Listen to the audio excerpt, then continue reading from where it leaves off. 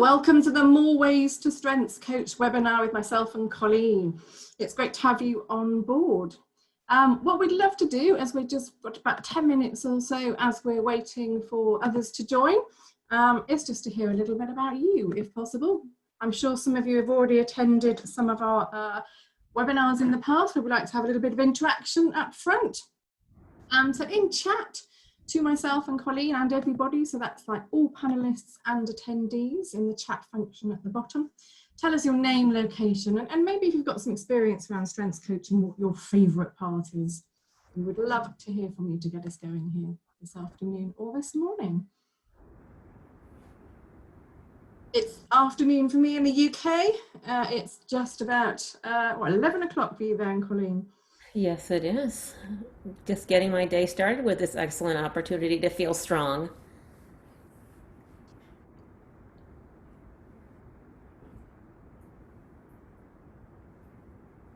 So as you join, do chat with us. So first off, probably worth saying that your video cameras, we can't hear you, we can't see you. So don't worry about any distractions your end. As you've come on board, but it'd be great to for you to connect with us through the chat function. It will kick it off then.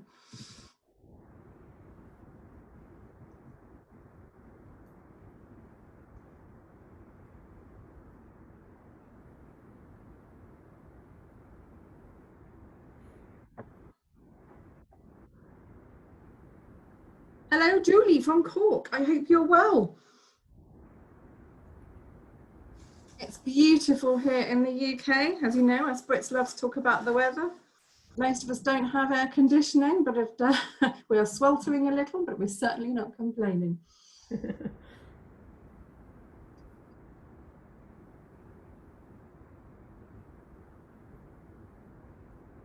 Samara from London, currently going through my online accreditation. Oh, so you'll be very sick of my face then, so poor you this afternoon.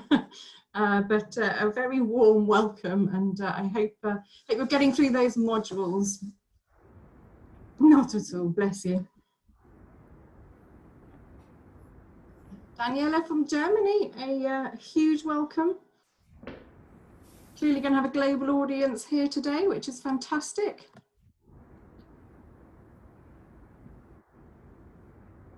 So Colleen, whereabouts in the States are you?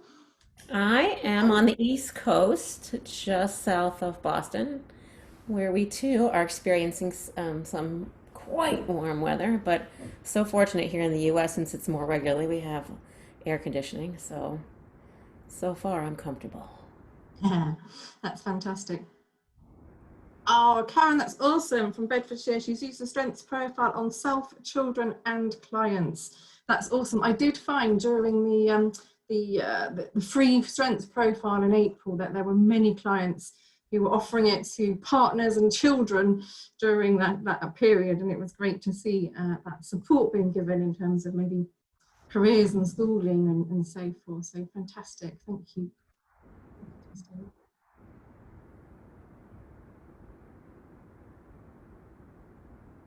So Claire, newly accredited from Ireland, a huge welcome.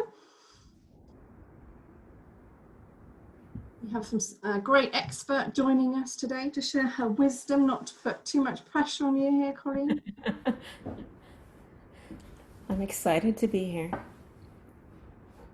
Rebecca's from Norwich, using it with PhD researchers. We know Cardiff University had some great success using it with their PhD audiences around well-being as well. That was kind of a hot topic for those PhD students there.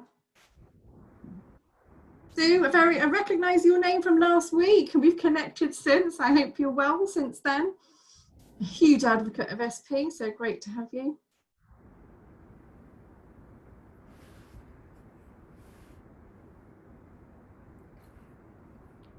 Hello, Sarah from just around the corner, Warwick Business School.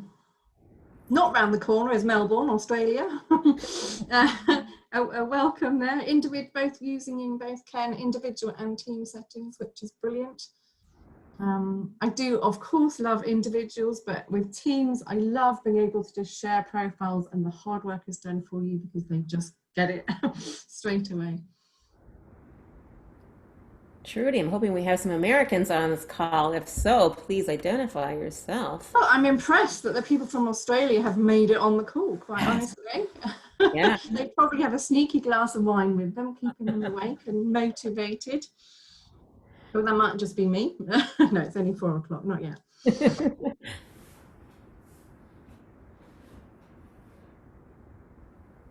Yeah, great idea in terms of working from home and getting your teams through it, building resilience. Lee, certainly we're finding that there's been a bit of a tail off with teams and something we're going to focus on in September, as people have obviously been focusing on individual development as we cope, learn new skills.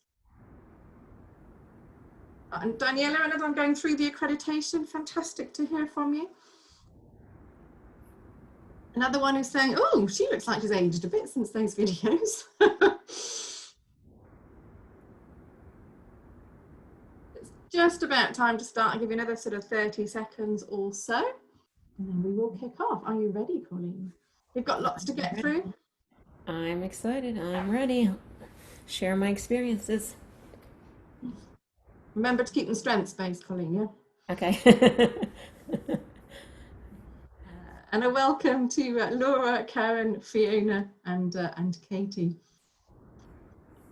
It sounds like you're all active strengths profile. We don't need to sort of teach you the beginnings, which is fantastic.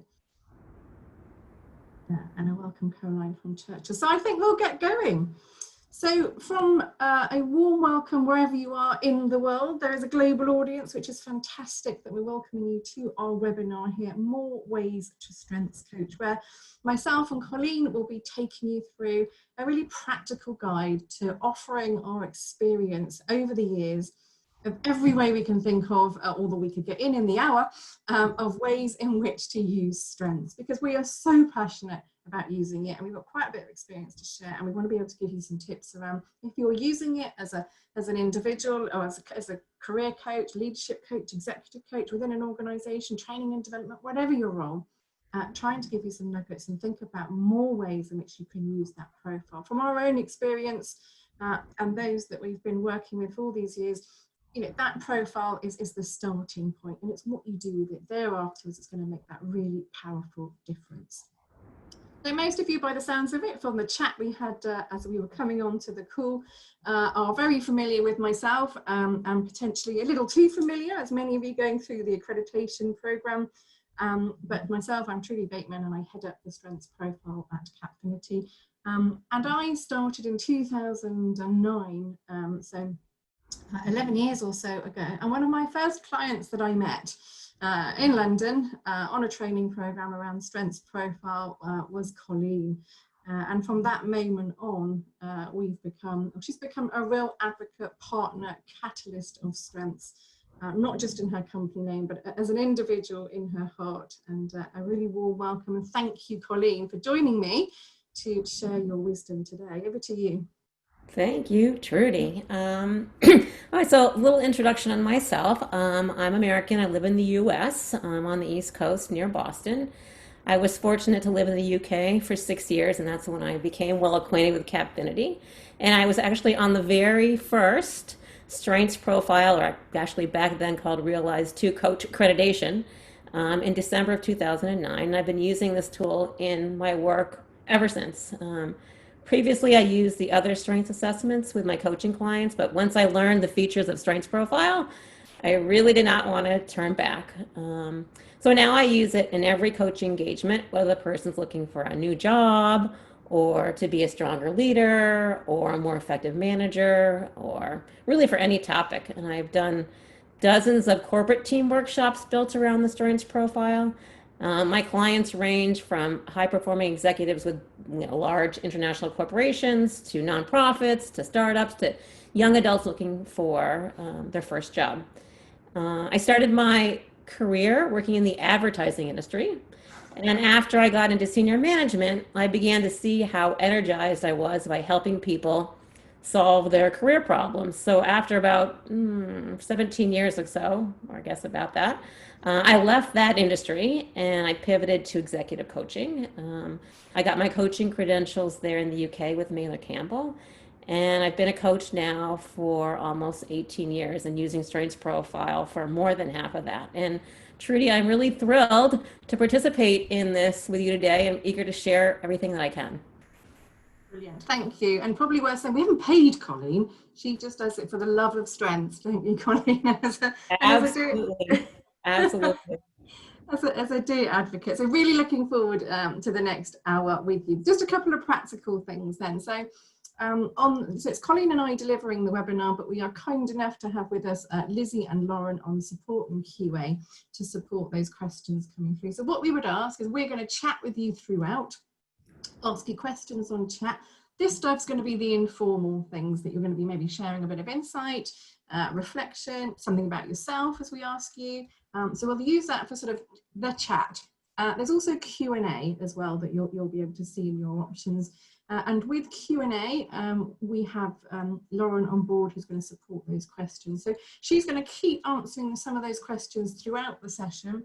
And then we'll leave some at the end that we'll answer live as well. And Colleen and I will probably be dipping in and out of those and on chat as well. So, but if I can ask you to maybe keep more of the formal questions on Q&A and more of that sort of insight sharing within the chat function. But we do want to make it participative. So be on hand for chat and share some insights around your own strengths coaching as we go, or your own strengths. That's also equally as important. So the other thing is just to say is that slides and recording will be available. So I had an amazing woman linked in with me in the week. She said, I took 6 pages of notes from your webinar. Please do be reassured that slides and recording available. So relax and listen to some of our strengths knowledge over the years. So I'm going to whistle stop through the strengths approach because I can see I've got an extremely experienced audience, but just in case there's some newbies on the call, I will whistle stop through a little bit around strengths. And then we're going to look at the sorts of things in which strengths really come to life in coaching. So I'm going to look at confidence and goals. So start at the beginning. Colleen's going to look at well-being and personal brand. And then I'm going to focus at the end around that future piece. So how do we start really thinking about a conscious career going forward? So there are hot topics of today. In and around that, as I say, we're going to be chatting, and please do use Q&A. Most of you will have also probably interacted with Lauren through the accreditation as my right-hand support. She is on hand and ready to answer any questions as well. Super. So the strengths approach, as I said, I know many of you, I can see the experience, but just that little bit of grounding. And I put in a few quotes along the way because I'm really excited to be able to share kind of how with our strengths coaches, and generally they just offer these testimonials to us are really making a positive impact and changing people's lives, and we see it every day. It was one of those connections this morning where I think I always know how to use strengths. I always know every way how to use strengths, and I can see Colleen smiling. She's like, what's she going to say? We haven't practiced this bit. But I was linking in with somebody this morning, and she said, my husband took it and he really liked it, and he works in a hospital and he's just laminated the strengths cards and he's been putting them up on trees around the garden in the hospital. I am always blown away by new ways in which people are using strengths. So, and again, that was just a conversation on LinkedIn this morning. So performance, energy and use, that's what makes up a strength. And it's really important. It's slightly different from other strengths tools that you may have experienced or seen out there. Performance, something that you need to be good at something for it to be called a strength. And energy, this is the most critical part. The motivation, the passion, the energy, all these things are really measured in when we look at strengths-based recruitment. We're looking at you to come alive while doing it. It leaves you stronger. And use is really important in this model because we look at realised strengths, so things that you're doing often, and then unrealised strengths, so things that you're not doing so often. So performance, energy and use, energy being the one to really hone in on when you're coaching, and that means strength spotting during the coaching conversations that we will come on to as well. And then that all familiar strengths profile model, Some of you are thinking, yep, I know that one. I may have even been watching a video this morning on it. Realise strengths then, the first and foremost things that you talk about in a coaching model. When we coach, we always go realise strengths, learn behaviours, weaknesses, and unrealised strengths. It's the coaching model. We go in that direction so that we start positive and we end positive, and that way we can kind of deal with what we need to in the middle of the conversation as well. So the realised strengths then being things that we perform well in, we're energised, and because we love using them and we use them a lot, we have to use them wisely. So learn behaviours then, I say I've been in this for 11 years now.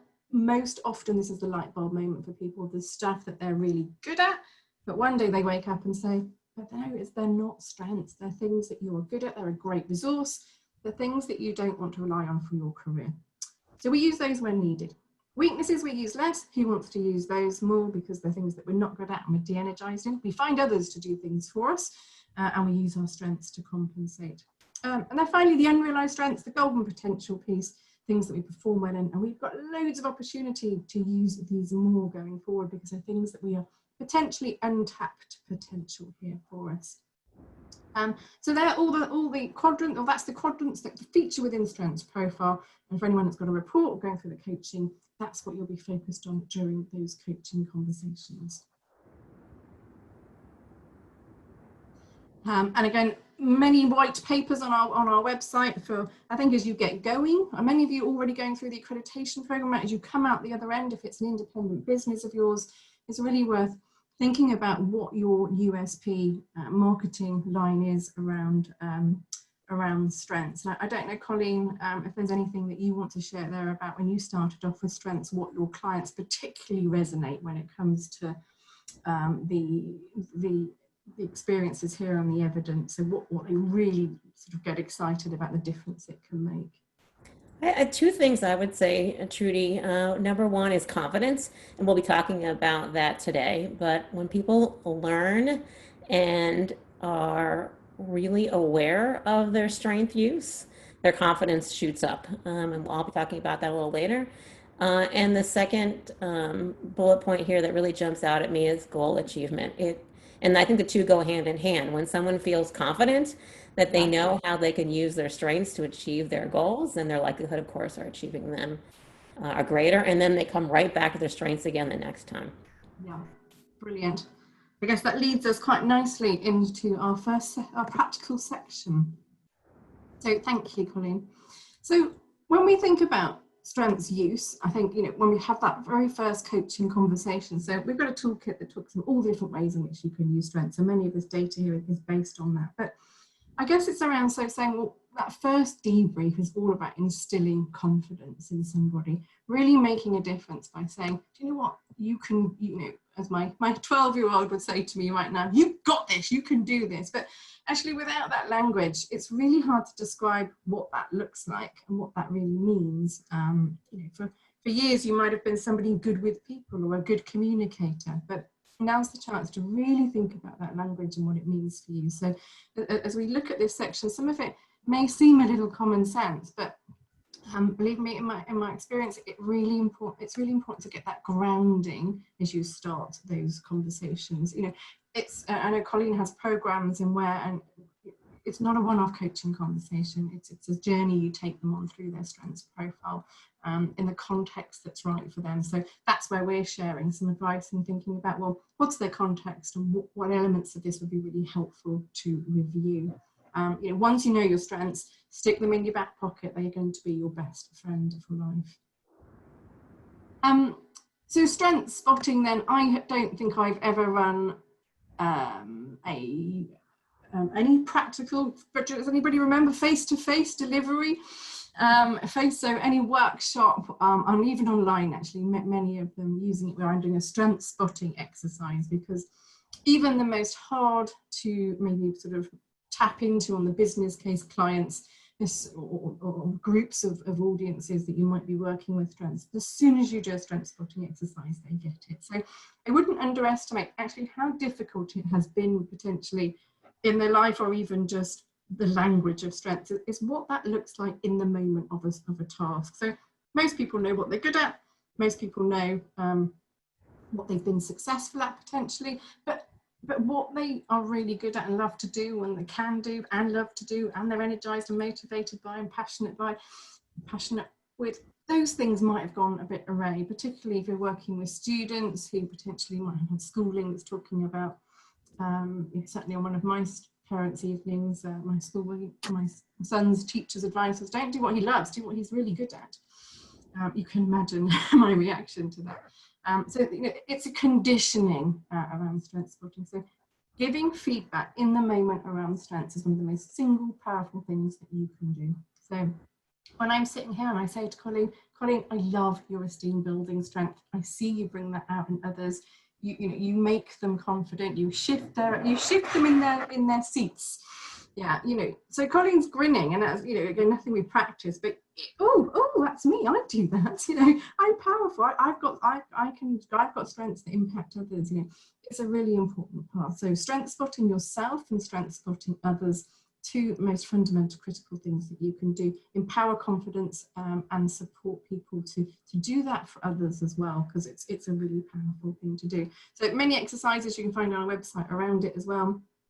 But I know that Colleen's she will often ask people to create a proper diary about tasks and actually rate them, 1 to 10 or whatever, in terms of how they felt during that. And it's only then that people go, oh, remember the light bulb moment in my experience is often those learned behaviours are things that you're good at but don't enjoy. So that's why we put so much emphasis on the strength spotting.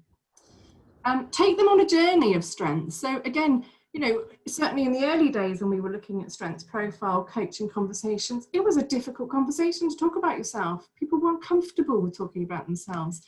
But you have to take them on a journey of recognising their success, so that people will instill that confidence. You can instill it in them, and they can do it for themselves as well. So thinking about the journey that they've been on and how they've made a difference. And I would say this is particularly important for those strengths that people might feel less valuable about. Let's say we've got strategic awareness and innovation, we're like, whoa, look what we can achieve. And somebody walks on with authenticity or humour. Yeah, it's really important to recognise actually the power of those strengths too, and the journey that they've been on, and the difference that they've made. So humour is one of my top strengths actually, and professionally and personally, it's critical. I don't think I could get through the day without it. It defines me. Initially, I was probably, oh no, how embarrassing, humour, quick, let me do another one. This woman was supposed to transform the business, and she's funny. But actually that's my brand, that's who I am, and for me it's really important. So take your clients on a journey, both personally and professionally, and even more importantly, if your students who are going through a career change, that's a journey that's critical, because then they'll have the stories ready for interviews. But not just yourselves, how do they help others? Sometimes I might ask a coaching question that says, that's great about your strengths you've shared with me around how they help you, but actually which is the most impactful to others? Helping them to see how purposeful that they can be and the value that they have in others as well. So doing more of what you love, it sounds really easy, doesn't it? And it's not around sort of having the perfect job. There's research to say if we could just use our strengths 20% more, the science around that says that we would be a lot more successful and of course happier. So it's about weaving strengths in more than you're doing already. And I said the piece around saying no to weaknesses, it's not about palming them off. Of course, it's around using your strengths to compensate, but at least letting them guide you, whether it's that career or a task, or areas in which you know that it's not going to be a successful task, that's not going to bring you confidence. So learning to say no. And I would say from my experience, not just as a woman, but in my leadership training of women, this probably applies more to women, standing up and being able to say no to more things and really focusing on the things that you're good at, rather than being sort of too multitasked, but being able to really hone in on those strengths as well. So doing more of what you love. The only way to do that is by doing less of those other things as well. So being a bit more focused around what is important. And I think from my experience of the COVID times that we've been in as well, people are getting this as well. People are really starting to think about perspective, values. If you were on our webinar last week, the gratitude is one of the biggest shifts and growth that we've seen in realised strengths. So this is a pattern that we are now seeing, where people are trying to think about doing more of what they love, as we have a slightly different perspective on the way forward at the moment. And then a tip around unrealised strengths. So in your report, you get top 7. Go with your gut on these. So you might have 7, but if organiser doesn't excite you, but mission does, and creativity does, or enabler does, but planning doesn't. See, I'm putting my own biases on those, organising and planning. But so go with your heart on those, because you'll have quite a few. So as a coach, really go with that excitement around unrealised strengths, rather than forcing goals and around people. Look for the opportunities. And in terms of them building confidence around challenges, use strengths in combination. So it's helpful to use a strength in any scenario. Let's say we're using enabler to bring other people on board and do projects together and impart your knowledge. What does that look like if you use that with creativity? It looks very different than if you used it with your planner. So use combinations that work for your context for people. So help them to your coaches to really start to think about the clusters and patterns that work for them. And then if you're working with teams as well, think about the confidence is recognising where the gaps are and getting individuals to really play into those gaps, particularly around the unrealised strengths, and being able to use that as a catalyst to bring them into play. And I think it's being really honest when we've got goals about which of the areas in our profile that are going to help, but actually which might hinder. So as an example here might be something like personal responsibility. So that strength is called the pick me strength. Yeah, so pick me, I'll do it. And I think that over time, it might not always need to be you. So that might hinder some goals because you're too busy doing other things that you're not focused on your goals.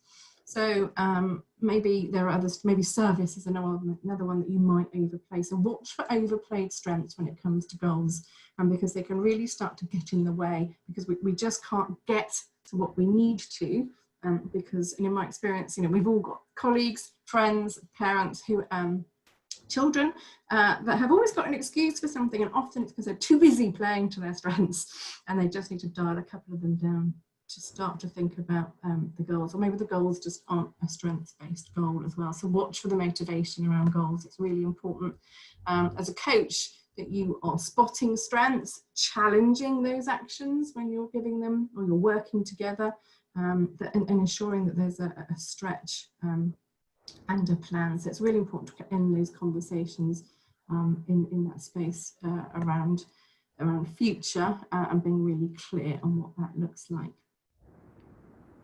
So a little bit around confidence goals. We've got many topics to come next, and I'm going to hand shortly over to Colleen. But just in the interim, I would love to hear from you. What strengths have benefited you the most? And that could be professionally or personally. If you want to mention that, that's great. But I'd just love to hear from you. What are the sorts of strengths that you think are your most successful strengths? I'm sure we'll see a great range coming through. So send those through in chat for me.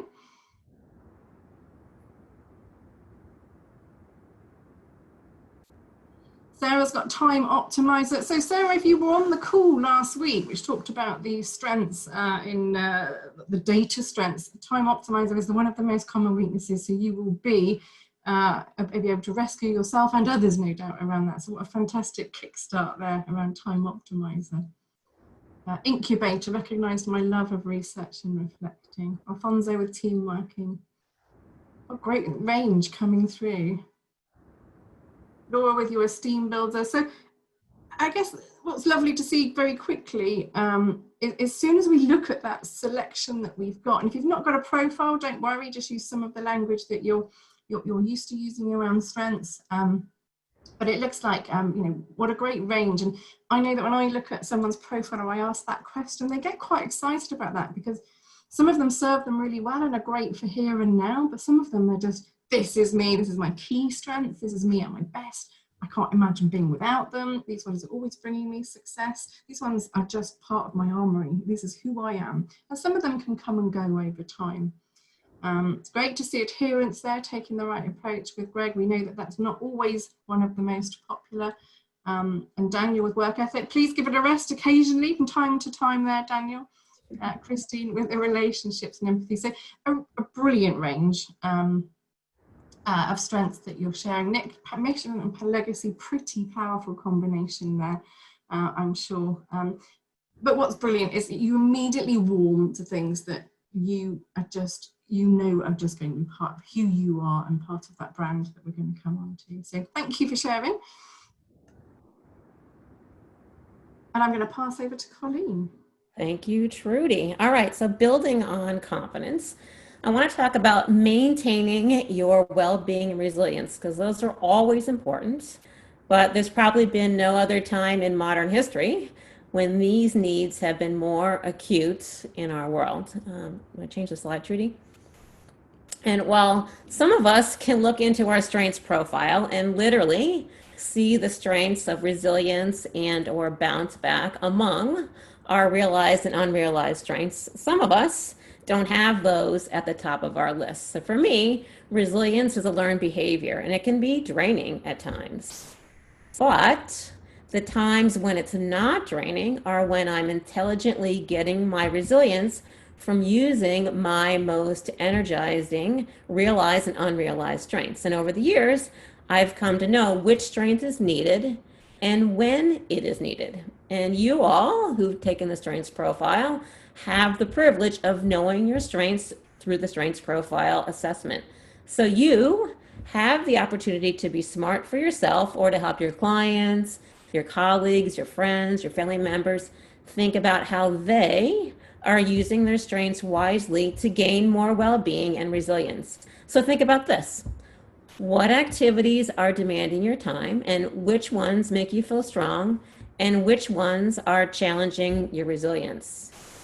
Then ask yourself, what can you start and stop doing? What is the right balance for you, and how can you use the right strength at the right time? And let me give you an example of this. So if you're having a tough day, when resilience is really needed to stay motivated or positive, the wise thing to do is to find opportunities as quickly as possible to slide into a mode when you can use your strengths. Hopefully, several of your realized and or unrealized strengths at once. And this is going to enable you to feel in control again and will make you feel stronger in face of whatever the adversity is that's demanding your resilience. So for example, if you have organizer as a strength, find something, anything to organize, and I'm sure you'll feel stronger. Or if you have relationship deepener as a strength, call someone with whom you feel good talking. Or if gratitude is your strength, sit down, send a few emails to people expressing your thankfulness for something they've done. And actions like these, consistent with your own unique strengths, will make you feel resilient and help improve your well-being. And you can enhance your well-being on a very regular basis by creating reminders for yourself to use your strengths. And this can be as simple as just, for me, printing page 2 from your strengths profile and looking at it every morning before you start your day so that you can be intentional about how and when to use your strengths. I feel really strongly that you shouldn't let a day pass when you haven't found a way to use several of your realized and unrealized strengths at least once during the day, whether that's in a work activity or a personal activity. Think of your strengths as your greatest gifts that you can give to yourself and to others. Or, as the slide suggests there, you can keep positive feedback handy to reread when you're feeling kind of blue. And it could be as simple as creating what we call a resilience wall or a feedback wall. And what that is taking like a document or a piece of paper and imagine a wall of bricks on your document. And inside each brick, you write down a piece of positive feedback you've received related to your strengths. And this becomes like your feedback wall, something you can reference to make you feel strong throughout the day. Or you can have a wall of resilience bricks where you write down the variety of experiences you've had over the years that have made you resilient, or the strengths that make you that way. There are undoubtedly, many ways you can remind yourself or others to use your strengths, like the laminated card that Trudy made mention of earlier. Something that I do for my individual and workshop clients is I hand make little acrylic keychains for my clients that list their realized strengths on one side and their unrealized strengths on the other. And many of my clients have come to really rely on these little personalized keychains as confidence building reminders when resilience is needed. One of my clients even takes her keychain in her suitcase when she travels and then up to the podium with her in her hand every time she has to make a keynote address. So think creatively about ways that you can remind yourself or help others be reminded of using their strengths. And I want to comment on self-talk, as you see here, and how to make it productive rather than destructive. So you've all undoubtedly heard about the term our inner critic, or sometimes we call this nagging inner voice, the presence of our imposter syndrome. The counter to this is that you all have the capacity to develop and to listen to your inner mentor. And it's your inner mentor that knows your inner critic's voice, knows that it might not be accurate because you have strengths which have set you up for success. So, for example, if my inner critic or imposter syndrome voice says, well, you're not really qualified to be working with that particular client, my well-trained inner mentor jumps right into the conversation in my head and says, Colleen, you have strengths in service and esteem building and enabling and being empathetic and personalizing and resolving. And this is exactly what the coaching situation calls for. So if the leaders in this organization wanted a coach with other strengths, they certainly could find that person in a heartbeat. So like, high five to my inner mentor who responds to my inner critic with confidence. So think about, what are the reasons that your inner mentor can quiet your inner critic with recognition of the value that you have from your realized and unrealized strengths. And that also is going to improve your well-being and make you feel resilient. And then thinking about relationships, you can help others feel strong and resilient by giving them opportunities to use their own strengths. And remember that this gift to others might also be a gift to you if your colleagues have realized or unrealized strengths in areas that are learned behaviors or weaknesses for you. And I have an additional tip. So think about this. We tend to express our appreciation for someone else in words that are consistent with what we care about, reflecting on our own strengths. However, the recipient of the compliment is likely, right, to have different strengths than you have. So what we all most appreciate are compliments and thanks consistent with our own strengths. Just like Trudy said to me earlier, esteem builder, and she said I smiled, I kind of sat up taller because that feels really good to me to have someone compliment me on my esteem building. So my suggestion to you is to thank or provide positive feedback to others in words and recognition that are consistent with that person's energizing strengths, not necessarily with your own energizing strengths. And think about this strategy in particular, again, when you're trying to help others be resilient during these trying times. This is really strength spotting at its best in my mind. And then lastly, to help drive your engagement or that of your clients, we highly recommend that you try to ensure each day that at least some of your tasks draw on your realized and unrealized strengths so that you can stretch and grow. Especially now, when our world is a bit topsy-turvy, we really want to do our best to avoid the stress, which really can unfortunately come when we're not playing to our strengths. So in summary, to think about all these points here, our recommendation is to be very intentional so that you can have the well-being of strengths use. And then Trudy, you might pop up that chat question. So I want to invite you to add your thoughts in the chat by answering the question there in green. What could you start doing to support your well-being? What strengths could you use to help you be more authentically resilient? And I guess, Colleen, it could actually be what could you stop doing to support your well-being? Yes. Yeah. Potentially at the moment, that might be more key. Yeah. I have found for myself that I'm using the persistence strength more intelligently now. You know, persistent in certain situations where I feel like it's really going to be helpful, and avoiding it in others. So what do we see here? Sue, tune down my drive. Yes, all right, good example of what Trudy just said. Use it a little bit less. Laura's tapping into her centered, her grounded, her compassion, unrealized strengths more. I see a comment there about the inner mentor. Um, yes, Katie, I'm glad you like that resilience feedback wall idea Trudy has. I think it's brilliant too.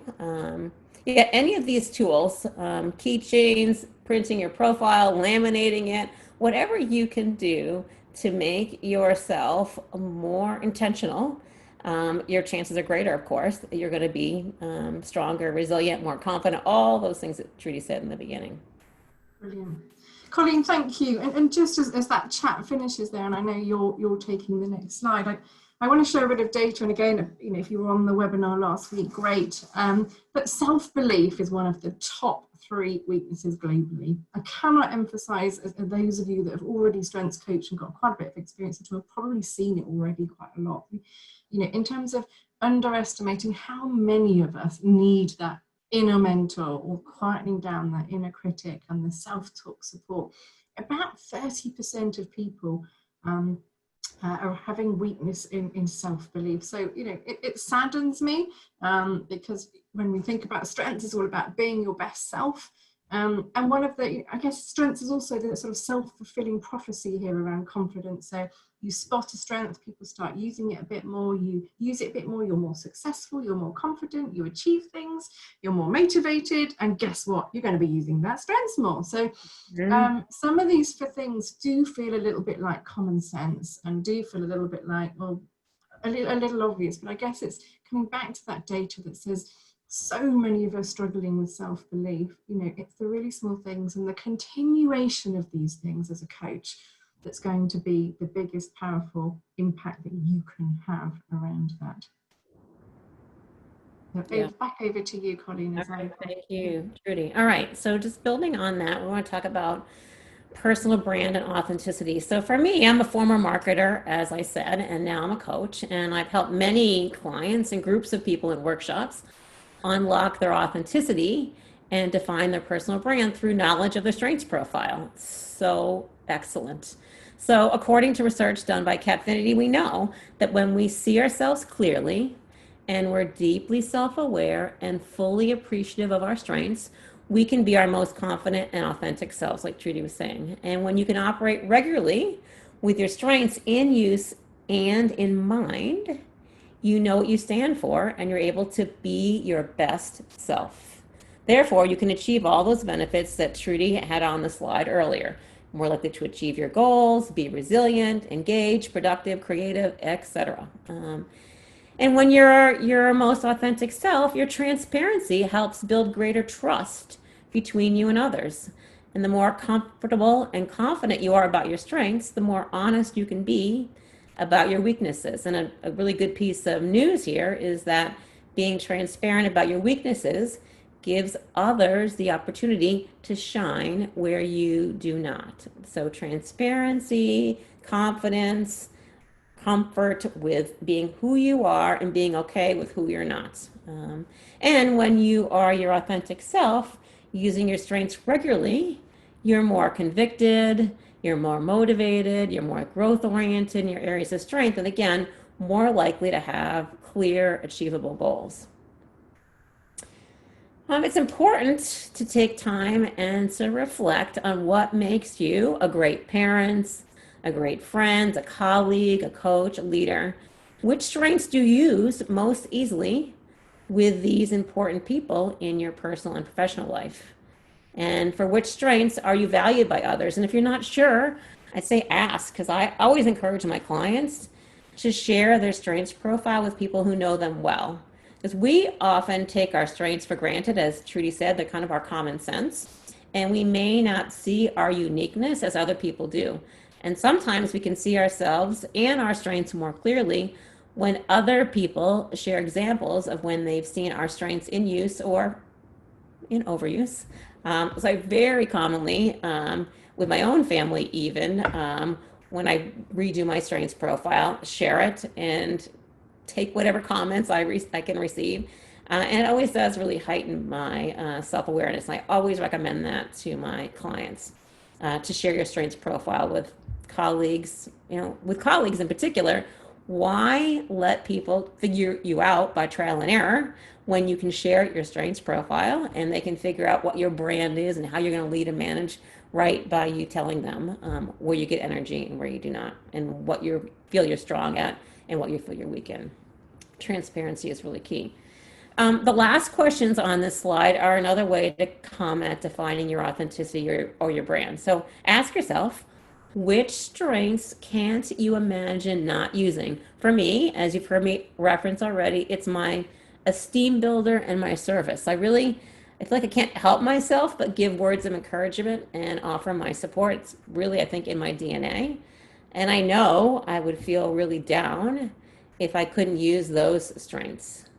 So for you, ask yourself, which strengths are part of your authentic being and need to be used by you?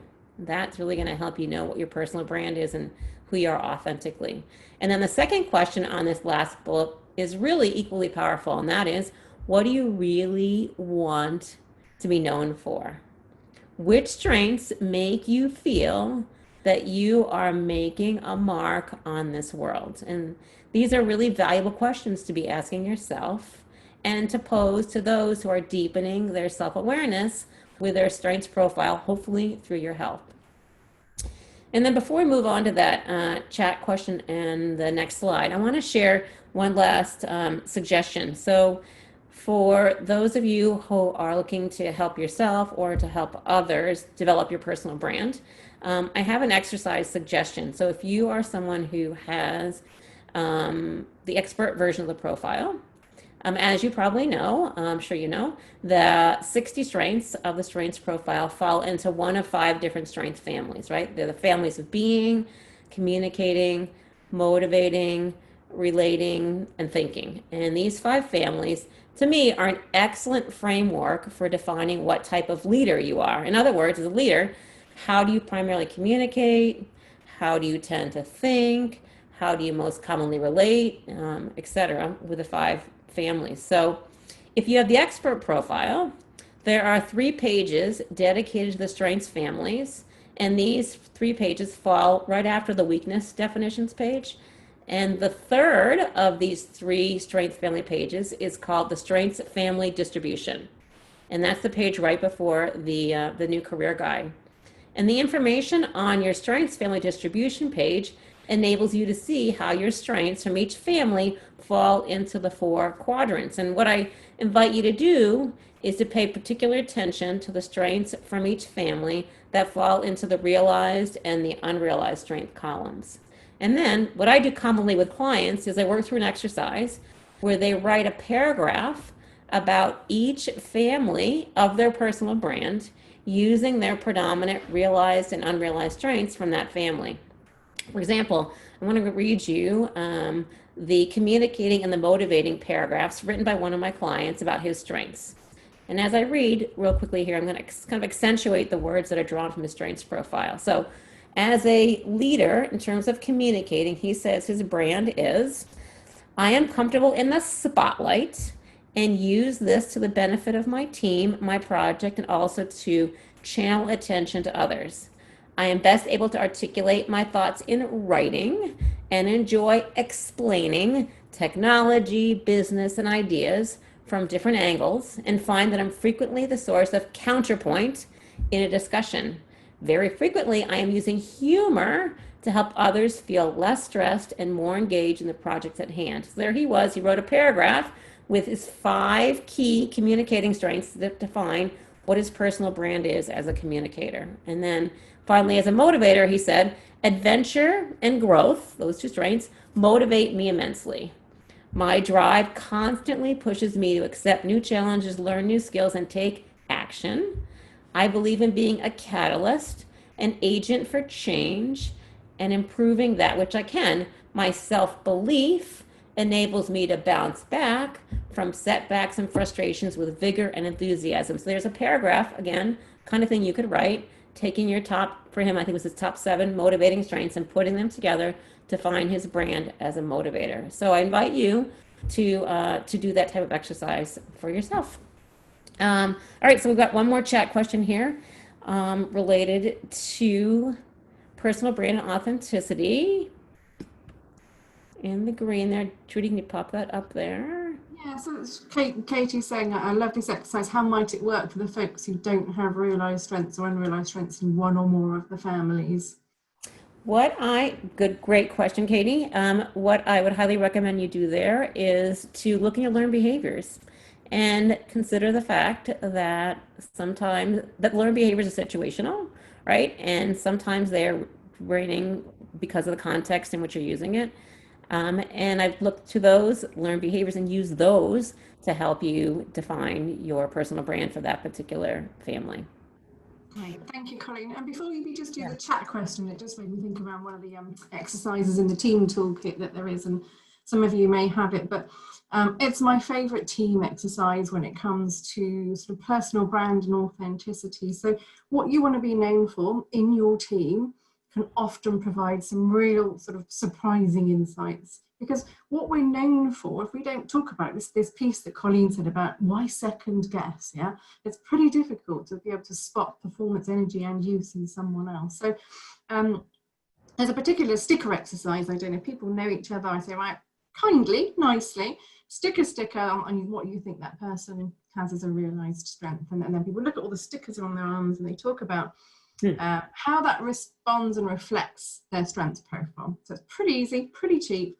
And what you'll find is that a lot of people will be describing to someone else what their learned behaviours are, because what you see is performance, what you see is success, what you potentially don't see is what could be draining.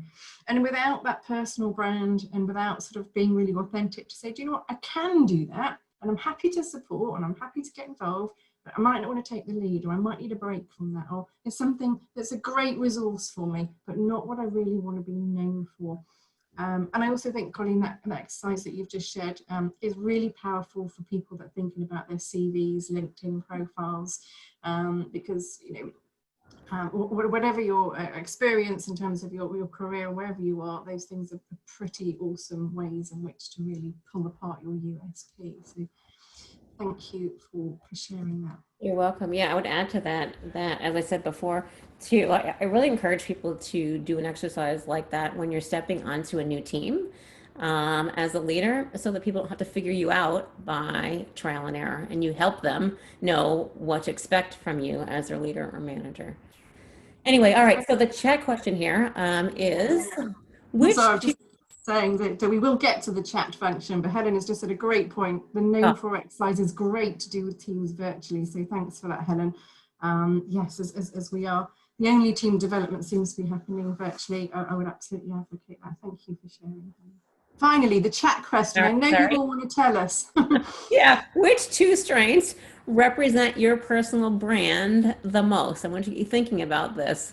Which 2 strengths? We've had long enough. It should be off. Yeah. Be off quickly. Trudy, which 2 strengths represent your personal brand? I would say humour and legacy, without a doubt. Future, tools, impact, purpose, but have to be funny and fun on the way. Great question. All right, we see connector, catalyst, service, esteem builder, just like me, enabler, personalization. Oh, we have so many strengths in this group of listeners here today. Centered, incubator, optimism, drive, excellent. I think what we're noticing here is, you know, if you think about somebody, and I saw another mission and humour there, but somebody's got, Samira here's got centered and incubated, such different strengths. If you're working together on a team, you've got to really respond and listen and respect how different that person is going to respond to you and to each other. So, you know, knowing each other's strengths can be so impactful about work, not only just working together, but building those relationships. Very good. Okay. Thanks. Yeah. Thank you. So I want to talk about the future as we start to think about closing. We've got about 15 minutes or so. I know that Lauren's been busy on Q&A, I can see. So as I say, keep moving those forward as well.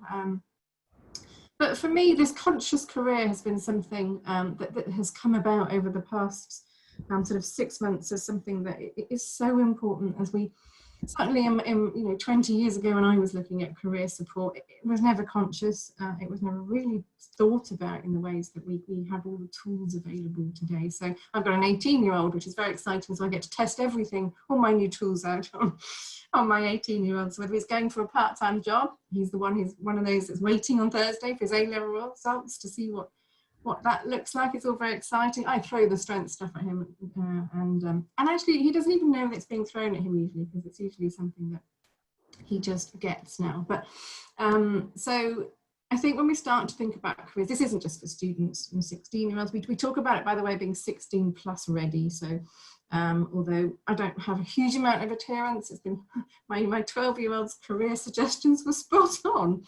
And I've been caught on camera as well saying that, but it is 16 plus.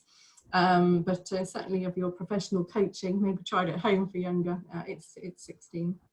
So it's really important to start thinking about, especially in these COVID times, people are on a real journey at the moment, whether that's a different job, a new job, thinking about going back to the work that they've been in, if they've been furloughed, or maybe they're thinking about career change completely. But we're resetting. A lot of us are now resetting our careers. So potentially more important than ever now to think about a conscious career. So certainly my women in leadership training as well will often talk about really taking the lead on it, rather than maybe somebody recognizing your learned behaviors, rather than your strengths, and thinking about what you could be successful at, you being put in that driving seat for your career. So I think about career goals here, dreams, thoughts, visions, whatever they might look like, just start somewhere. And it might just mean, I want to make a difference. I want to do something where I make something. I want to be leading in 5 years' time. I want to be working globally, not just the type of job, but what might that look like? So you have to start somewhere with this, and particularly now, maybe it's just time to think about the new perspectives and values that are coming through now as people start to pause in this time on how they want to be known for, maybe something a little bit different going forward. We've talked about reflecting on career success, so get your stories. Why have you been successful? An exercise that I've done in many leadership programs and others is you draw your career journey, and it's like a little wave, your highs and your lows. So I was promoted, I was demoted, I didn't enjoy that job, I left that one. I really enjoyed this, but I was mentoring and coaching here. So your highs and your lows of your career, and you're plotting any similarities with all the things that you can resonate with around your weaknesses and strengths. So you really start to see maybe where you've been drawing on some things you shouldn't have been, where you learn behaviors and weaknesses and how they haven't served you. And then you start to see the strengths that have really led you to those highs in your career as well. Particularly if you've got the expert profile and you've got many more strengths than the 7, that can be a real way to think about what your career successes have been to date across all of the strengths that you've got there. I would say it's important to talk about other things as well than strengths. So I kind of mentioned, do I want to be working abroad in 5 years? Is it important to have a 9-to-5 job because I've got other commitments that I do? Is it that I need to be outside, inside? I need to have a flexible job. So those things, of course, need to be considered, and they are important because, of course, they impact your success very quickly as well if you don't walk into the right role there. But we've talked a little bit around this as well. What are you known for today? So these are the things that we're doing right now, and that's really important to reflect on and that we can talk about. So get confident with your profile or your coachee's profile and the language in it. Those bullets in your strengths profile that describe you are the best thing about the profile, and being able to really describe yourself. And then the book itself as well has got lots more ways in which you can describe yourself based on those strengths. So maybe the book, if you've not got it yourself, the book, but or for your coachees, but many ways there to support you. But thinking about your strengths in the future as well. So this is what I've always been doing and what's been successful to me so far, but what does that future look like? So many of you were quite excited by some of those the strengths that you've got. What are your unrealised strengths start to say about you in your future? Where could you start to do things a little bit differently? And actually, so one of the most powerful questions you can ask people, particularly in the leadership space, is what strengths do you not want to be known for in the future? Yeah, which are the ones that are not serving you so well? Or maybe the ones that, as again, going back to brand, don't define you. You do not want your career space to be carved out around this particular strength. So that's important to know maybe how to back off from that, how to bring in other strengths. So not just today, when we're doing strengths-based recruitment, we are measuring for that future success. We are looking for motivation and passion, and that might be some of your coachees that we're working with, to look at the future and what that could look like. So measuring motivation and energy and excitement and incentive for the future, not just competencies. And I just want to come on to the career guide here as well, because it's a really important tool that we've just launched, and most of you probably experienced it by now, and how you might use that with others as well. But before we do that, we won't leave without hearing from your exciting unrealised strengths. But again, if you've got your profile, great. If not, use some of the language you're seeing here on chat. But which one excites you the most? And I'm so pleased to talk about not what you could use more of, but what you'd love to be using more of in the future. So share with us, if you can, around the unrealised strengths and the ones that you're more passionate about.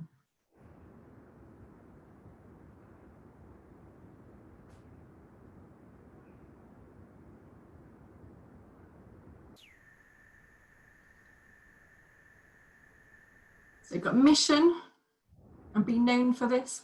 Thank you, Vicky. Do the author, so I'm hoping that's your writer strength potentially, Karen with her mission, and Rami legacy. So mission and legacy are the two of the most common unrealised strengths. And I share this data with you, not just because I want to be a nerd and bore you all with data, because I think once you know it, it can really inform the way you think about it. So if you know that it's really, it's like it for many people, then there's a block, or there's a barrier there to those. And that's about being really clear on what your purpose and mission is, defining it, and then using your strengths to get there, of course. So legacy being a really great popular one here that's coming through there as well. So there was a question around, I just picked up around old roles and new roles and bringing strengths through. I think one of the things is our strengths can change over time. You're absolutely right, but I think so our new roles, we might want to focus more around the unrealised strengths to give us that confidence that we know that they're there. And then with the realised strengths, they will change over time with new roles. The expert profile is really helpful there to be able to maybe pick out 7 different ones that they'd like to be using more of in their new role. And Gary's got mission there. So some great strengths coming through there, and I'm really conscious of time, so I want to get to some Q&A. So I'm going to talk about the strengths career guide very quickly for anyone using that. And I think certainly we're seeing a huge increase in the way that strengths profiles are being used as career tool. So if you're using this, and I would strongly recommend that you do, and you've got it for yourself, look at motivation. It's a bit like the unrealised strengths. Not all of those sectors are going to motivate someone. You might find 3 or 4 make sense and they're really exciting, and then 3 don't quite make so sense. So go according to your client in terms of their excitement. So review and rate each one. Maybe rank them in terms of the 6 suggestions in realised. Start to think about, okay, so if it's IT and I don't have a huge amount of experience, but I'm really excited by that, how do you start to get some more exposure? What sorts of things can you be doing to build CVs and experience to get that confidence in interviews? Start thinking about combining those sectors and thinking about the type of sector that you want to work in as well. So they might work really nicely together in terms of non-profit within marketing or so forth. So look at how they might combine, or how it might help you think about the type of organisation that you might want to go for. So I guess you might be thinking if non-profit came up, it might be more of a sort of not a cutthroat consulting that might suit you. So all of these things are conversations for you as coaches to have. And if you're working with someone who's in an organisation, please still use it, because managers having conversations that just help people think about the future as they're reorganizing or restructuring, also just what a future career goal could be in 6 to 2 years. So this is all about kind of which need, then the unrealized strengths, the potential strengths, they're thinking about maybe which areas could you be developing further. So really have a good play with the strengths career guide. We've got some great success stories around it already, and particularly now I see it as being a tool really, really helpful to start to give people that edge. And what I'm finding is that right now, with this, as Colleen mentioned, there's a topsy-turvy world out there for careers, is at least if you're working in this space, yeah, it might not be your ideal career right now. You might be on a sort of a transition to something that's not ideal. If you at least try and make it in this report, so a sector or a job that excites you, you'll at least have confidence and success for CVs later on. So think about that. So warehousing comes up, you know, some of these things come up and they don't excite you. Think about the future and how you could be potentially really using that as an opportunity. Right? And then next step, thank you, Karen. She said it's 100% aligned to my career history, which is great, but it doesn't give you much to go on, Karen. So potential strengths for you later on in life. Thank you for sharing that. That's awesome. And I always end every webinar, because talking about keep strengthening in the strengths journey, you'll have these slides. She says, I'm happy where I am, and clearly doing a great job. So it's really, we've talked about many of these areas, but I always have to end. It's a strengths journey. It's not a profile and a one conversation, whether you're in an organisation or helping careers, or working as an independent coach. It's so important that they're using strengths for themselves, using strengths in their team, and then as a leader or a manager, spotting strengths, developing strengths, and really focusing on strengths. And with all of these things, you're then going to really harness individuals during your coaching that you're working with others. So some of these, some suggestions here, as I say, definitely some slides and resources, and all these links will be coming to you following today as well. And then a couple of things that you might want to consider. We've got a coaching toolkit that follows very similar conversations that Colleen and I have been having with worksheets. You've got the online accreditation, which is a 17-hour online course. In fact, many of you are already going through that, so thank you.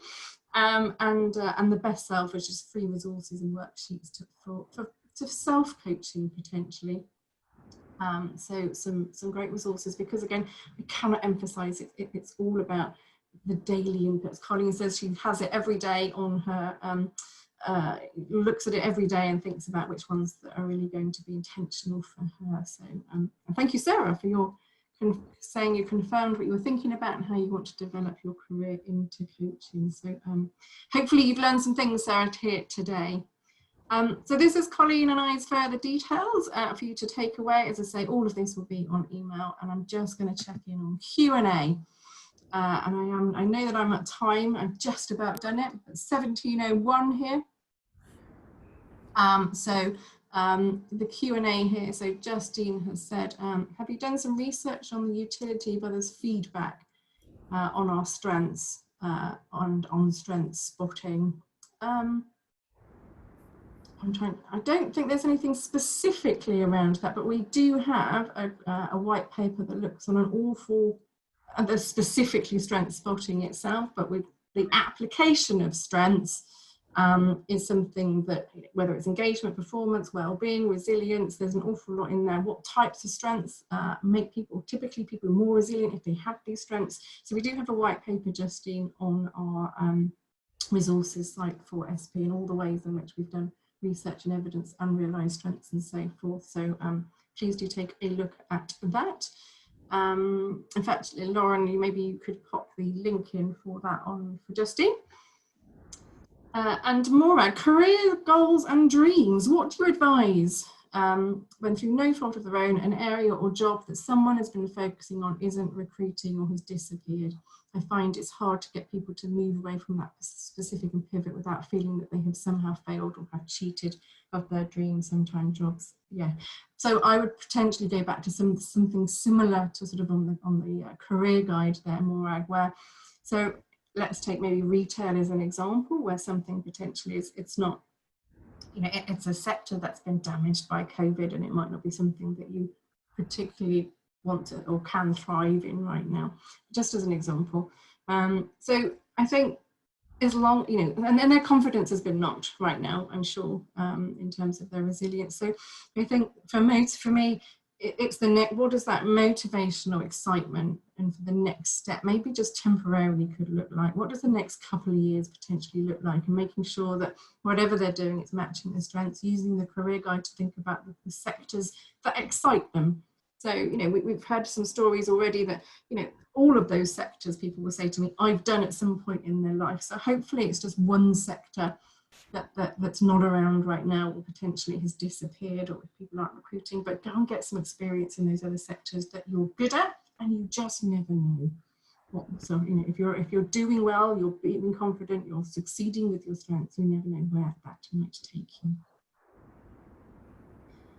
That looks like the questions that we didn't manage to answer through the session. If there's any others, I'm here, Colleen is here. I appreciate we are just a couple of minutes over, but please, if there are any other questions, do share them. We are here on LinkedIn, we are here on email. Thank you, Trudy, for inviting me to join you for this opportunity to share my experiences. I feel so strongly that this tool has helped me become a much more effective coach. And I'm so eager now and whenever to help other people learn from my experiences. So thanks for inviting me to share what I could today. Oh, you're very welcome, Colleen, and it was an absolute pleasure to have you. And thank you for sharing all your very practical knowledge with the team as well.